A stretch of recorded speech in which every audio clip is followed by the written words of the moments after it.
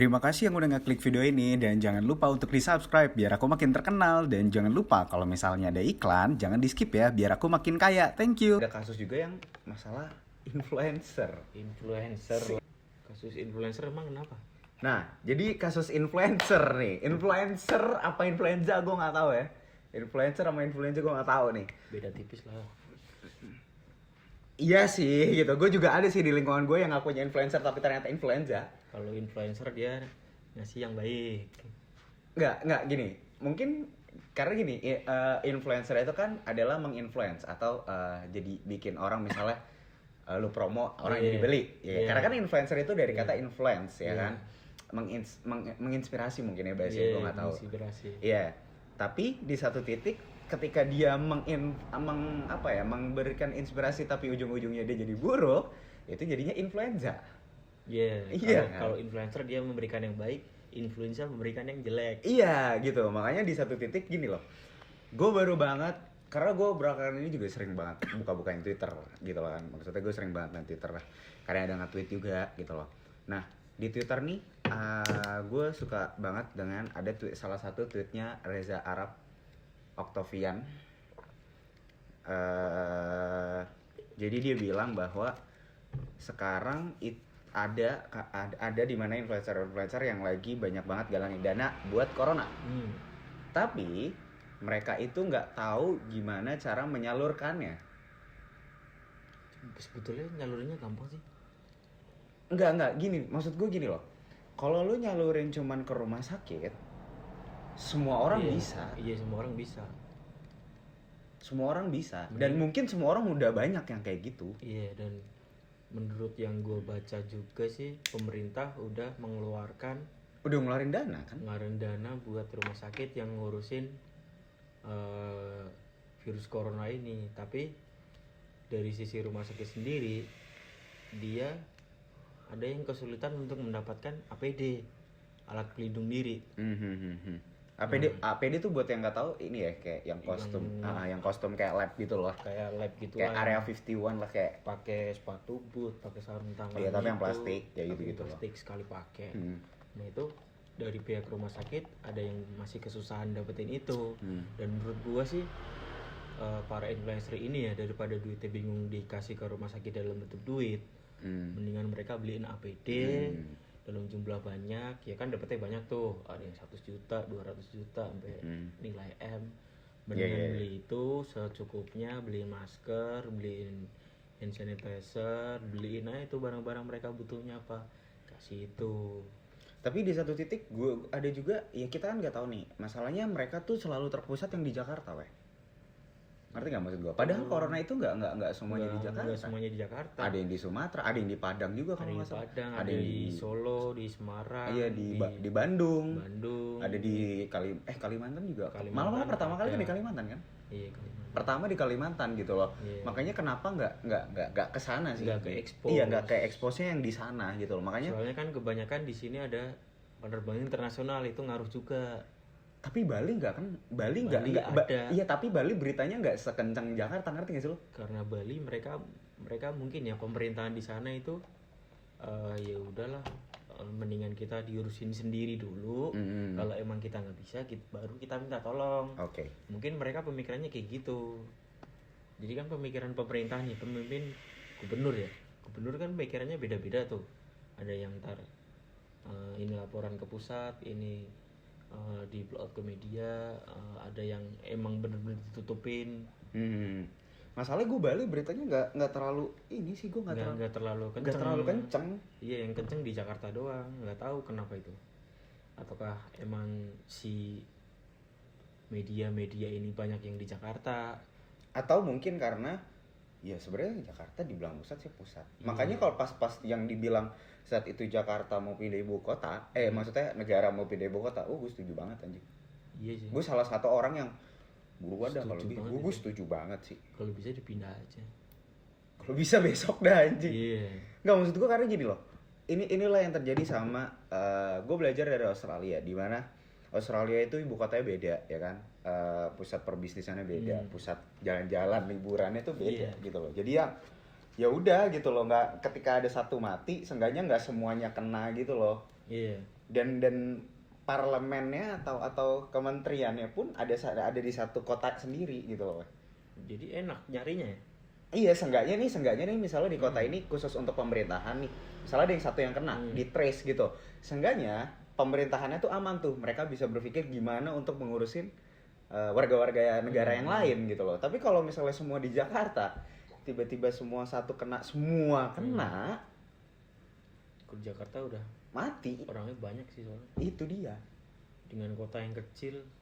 Kecil banget. Ya kecil lah Sebenarnya sebenarnya. dari peta kan cuman seberapa? Segini doang kali. Iya. Kayak Singapura lah. Kayak Iya Singapura. mungkin segitu. Kayak Rame. Singapura lah. Kota kecil rame, banyak orang. Setiap hari orang lalu lalang. Itu dia. Makanya gue dipikir kayak ya mungkin corona ini adalah sarana pembelajaran untuk bukan warga, maksudnya untuk pemerintahan kita juga. Untuk semuanya lah. Untuk semuanya juga gitu. Iya. Maksudnya ya dari dulu kita udah diajarin kayak lo bener banget tuh, gue nggak kepikiran kayak dari dulu kita cuci tangan tuh udah basic banget dasar. Iya, cuci tangan, cuci kaki, mau tidur ya cuci tangan, cuci kaki dulu. Iya, sikat gigi. Sikat gigi. Kalau mau tidur ya kan. Belajar kebersihan dari kecil lah. Dari SD aja. Iya. Kalau gue sebenarnya dari kecil, cuman kalau di SD tuh ada pang-pang yang cuci tangan Iya. tuh. Gue ingat banget dulu Detol tuh sering banget ke sekolah. Iya, Detol, Lifebuoy. Iya, itu sering banget kan ke Novo. sekolah-sekolah. Iya, itu tuh sering banget ke sekolah-sekolah untuk apa sih? Kampanye Kampanye cuci tangan. Kampanye cuci tangan. Sama Pepsodent dulu sikat gigi. Oh iya, Pepsodent sikat gigi. Ya benar. Tapi kalau sekarang kan kita nggak sekolah ya. Iya, gue nggak tahu sih di sekolah kayak apa ya. Gue nggak tahu sih. Cuman kalau yang gue lihat karena anak gue udah sekolah kan. Ada dokter doang, cuman periksa kesehatan gimana sih kayak posyandu gitu sih. Oh. Berat badan, tinggi badan. Ya tapi kan mungkin anak lo juga belum nyentuh SD kan. Belum. Kalau misalnya mungkin kalau yang di SD tuh dulu imunisasi. Anak gue juga udah imunisasi di sekolahan. Udah. Kan TK kan? PAUD. Iya TK. TK kan jatuhnya. TK udah imunisasi. Gue anjing TK. Gue dulu TK nggak ada anjing Sekarang imunisasi. ada TK imunisasi. Gue SD imunisasi. Barusan kemarin banget suntik, nggak tahu suntik apaan. Kayak suntik apa imunisasi apa? Imun buat imun kan. Iya. Itu sebelum corona? Apa Sebelum corona. Sebelum corona. Sebelum corona. Ya mungkin buat tingkatin daya tahan tubuh ya, karena mungkin kemarin cuacanya Oh iya cuaca. jelek kan, Iya sih. dari panas ke hujan. Ya, banyak orang yang nggak kuat juga dari panas ke hujan. Ya. Ada yang masuk angin, ada yang diare, ada yang ya sebetulnya masa-masa ini juga tuh DB juga lagi tinggi. DBD lagi tinggi. Karena ada juga yang bilang DBD sama corona tuh beda tipis gejalanya, mirip. Gejalanya mirip banget lah. 11-12 lah. Iya makanya kalau dibilang gue pernah DBD dulu gue zaman DBD gue SD gue pernah DBD. Tapi di satu titik yang kayak ya udah sih DBD gitu loh. Iya, kalau zaman dulu sebelum ada corona orang DB nih. Demam lah paling. Demam. Tipes. Iya. Kalau sekarang corona. Iya gitu selalu. Jadi selalu menjudge Orang, iya. orang itu ini corona nih. Iya karena demam doang. Iya. Tapi kadang kita yang merasa sakit pun kita nggak pede gitu loh. Nggak pede dengan artian Ada juga yang takut. ini DB pada corona. Iya, ini DB ada- corona. ada juga yang- apa penyakit lainnya. Nah, itu kan jadinya takut sendiri. Ada juga yang takut yang sampai yang kayak aduh enggak deh enggak ke rumah sakit deh Ada enggak yang tes deh. sakit tapi nggak berani. Tapi lu setuju gak kalau misalnya di corona itu dibilang adalah penyakit yang mematikan? Sebetulnya sih yang dibilang mematikannya ini ada penyebabnya. Jadi kalau misalkan komplikasi ya, kalau dia itu ada penyakit komplikasi, menurut gua kalau dia kena virus itu baru mungkin dia imunnya turun. Yang gue baca sih kayak gitu. Jadi misalkan komplikasi, lu ada diabetes, lu ada hipertensi, lu ada penyakit lainnya, itu baru mereka menyerang imun itu. Tapi kalau orang cuman masuk angin doang kayak ya masuk angin standar lah, masuk angin standar kadang yang orang nggak dirasain itu ada diare. Kalau gue sendiri ya kadang gue masuk angin hingga gue rasain, tau-tau gue diare. Masuk angin tuh penyakit Indonesia sebenarnya. Iya sih, tapi nggak tahu di luar ada. Nggak ada anjing penyakit masuk angin tuh nggak ada. Di luar tuh ya demam ya, lo anget ya demam, lo batuk ya flu. Kalau di sini dibilang Masuk angin. masuk angin, aneh kan? Iya nggak tahu. Tapi di sini doang yang masuk angin ada obatnya. Iya. Udah gitu dokter juga masuk angin kan. Iya. Iya ya, dokter juga ada yang bilang kayak Dokter gitu. juga ada bilangnya gitu. Makanya. Kecapean masuk angin. Goblok ya. Bilangnya kecapean doang. Iya. Kalau gue kecapean biasanya gue nggak bisa kedetek. Kalau gue kecapean tuh nggak bisa kedeteksi karena gue paling lemas doang. Nggak yang sampai demam apa gitu gue nggak pernah. Tapi lemes aja Kan tergantung imun orang sendiri-sendiri. Ada yang kecapean dikit demam, ada yang kecapean dikit batuk. Iya sih. Iya, tergantung dianya sendiri. Iya, karena kalau dibilang mematikan juga di satu sisi, gue beranggapan bahwa kalau penyakit mematikan itu semua penyakit sebenarnya mematikan sih. Tergantung orangnya doang. Iya, dan tergantung jalan hidupnya aja. Jalan hidupnya. Lu kalau emang lu udah harusnya mati sih. Karena maksud gue gini, ya lu tau lah kalau ini cerita gue juga pernah bikin yang di konten itu, di satu konten yang corona juga gue pernah bilang bahwa gue itu dulu sakit gitu loh. Ini kalau dia tahu gue kecil gue gitu loh, gue umur berapa ya, umur 4 tahun ya, gue umur 4 tahun itu gue kena paru-paru basah. Terus akhirnya sekarang udah sembuh, tapi terus ketika gue umur 17 tahun 17 apa 18 gue lupa, gue didiagnosa gue kena tremor. Mungkin di orang Indonesia anggapannya tremor itu belum makan, banyak pikiran stres lah. Iya, stres gitu kan. Padahal orang stres tuh bisa mati juga. Iya gitu loh. Itu sebenarnya penyakitnya itu lebih daripada itu. Bayangin gue anak umur 18 tahun baru lulus SMA. Gue belum lulus SMA itu. Gue belum lulusan, gue udah didiagnosa kayak gitu. Dan kalau mungkin gue nggak ini stres kali gitu loh. Maksud gue yang kayak gitu aja gue bisa survive gitu loh. Kalau gue stres, gue tiba-tiba kena serangan jantung, gue bisa hilang, gue bisa udah mokat, gue udah nggak bikin konten gue, gitu. Tapi ada juga orang yang nggak sakit itu tahu-tahu mati.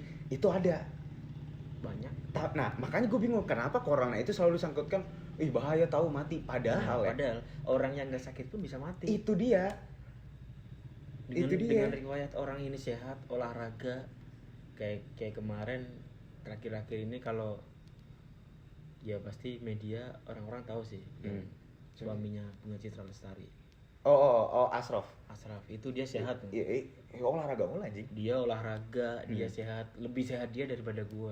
Gue juga sih anjing. Dia juga nggak minum alkohol, dia nggak gitu. Iya, dia sehat. 100% sehat. Padahal dia punya restoran jual alkohol. TGIF Dengan kita yang hidup kayak begini, kita masih merokok lah. Nge-vape lah, alkohol, tidur pagi, makan juga nggak jelas yang dimakan apa aja yang ada disikat ya kan, kelihatan di jalan enak ya dibeli dimakan, padahal kita nggak tahu makanan itu kualitasnya kayak apa. Itu dia beda sama dia. Gitu. Beda dengan dia yang tapi tiba-tiba hidup bener-bener sehat, olahraga, meninggal. Itu dia, makanya kalau dibilang semua penyakit mematikan, iya mematikan, karena ada orang gara-gara flu mati, ada orang gara-gara demam tinggi lewat mati, ada orang gara-gara stres pikiran mati, gitu loh. Asal kalau lu bunuh diri itu bukan penyakit ya, goblok. Itu goblok kalau bunuh diri. Ada itu orang yang sakit tapi nggak mati juga ada. Ada. Gue tahu. Gua itu. Ada yang lebih parah lagi. Ada lagi yang lebih parah, orang sakit tapi nggak mati. Ada. Rata-rata orang-orang tua zaman dulu juga gitu. Kalau orang zaman dahulu itu dia umurnya banyak. Nggak tahu ya, karena emang dia yang dikonsumsi sehat kali ya. Dia makan juga cuman seadanya doang. Iya, benar. Dengan apa yang dia ambil, dia petik. Kadang dia nanam juga. Kadang dia nanam sendiri. Orang zaman dulu itu, setahu gua nih, kalau dia pengen makan ayam goreng, dia ambil ayamnya sendiri di belakang. Karena dia punya peternakannya. Dia punya peternakan sendiri. Mau makan daging sapi pun dia nyembelih sendiri. Kalau orang zaman sekarang beli daging sapi, beli di mall, nggak tahu kan udah difermentasi. Nggak tahu es-esan. sapinya sehat apa enggak. Iya, benar. Ya, itu kan sering masih kita lakuin juga dan kenyataannya kita ya masih diberi umur panjang. Iya. Makanya kadang juga kalau misalnya dibilang kayak corona mematikan, gue kurang yang kayak gue dari dulu penyakit gue aneh-aneh perasaan. Iya. Gue nggak pernah yang gimana karena gue udah langganan sih, maksudnya kalau penyakit ada yang lebih ngeri sih dari corona ya. iya. Barusan kemarin sih teman gue meninggal. Ternyata itu dia kena virus toxoplasma. Toxoplasma apa tuh? Jadi nggak tahu ya dia riwayatnya kayak apa. Terakhir gue ketemu sih dia suka main kucing sih. Tapi nggak tahu bener dari kucing apa enggak. Ya, dia kena virus toxoplasma yang dia rasain ya kayak orang flu biasa. Tapi setelah di CT scan kepalanya itu dia keserangnya di bagian otak. Kayak kanker berarti, kanker otak. Mirip kanker otak. Keserangnya di otak. Itu dia baru masa penyembuhan. Tapi itu berarti pas sebelum teman lo meninggal itu dia udah tahu. Dia nggak ngerasa. Kerasanya seminggu sebelum. Entah seminggu atau sebulan gitu. Dia CT scan. Yang kepalanya doang yang diperiksa itu apa? Iya, CT scan kan? Iya. Ya kepalanya doang diperiksa itu. Karena dia ngerasanya pusing, mual, kayak masuk angin, udah. Tapi dia masih aktivitas biasa, masih update status Facebook lah, masih nongkrong gitu. Masih ngopi, masih ngerokok, ditanyain kenapa, istirahat, masuk angin, ya udah. Ya karena mungkin dia sendiri nggak mau ngerepotin orang lain, nggak mau nyusahin orang lain, jadi dia cuman bilang ya nggak apa-apa, masuk angin. Iya, selalu orang Indonesia tuh alasannya gitu aja. Iya, mau dari segi pemerintahan, mau dari segi orang biasa. Kalau pemerintahan sekarang enggak kok, baru segini. Kalau dari sisi dokter kan emang dia harus jaga privasi pasiennya ya.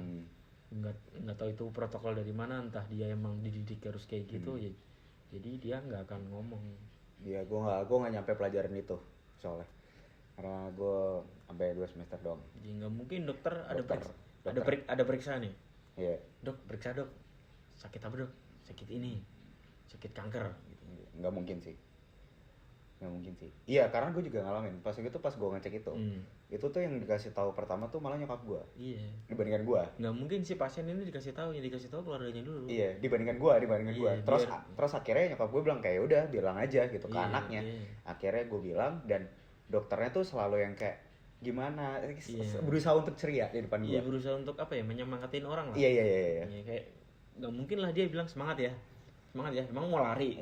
Iya, enggak sih, cuman yang kayak aduh kamu stres nih, jadi gitu. Iya.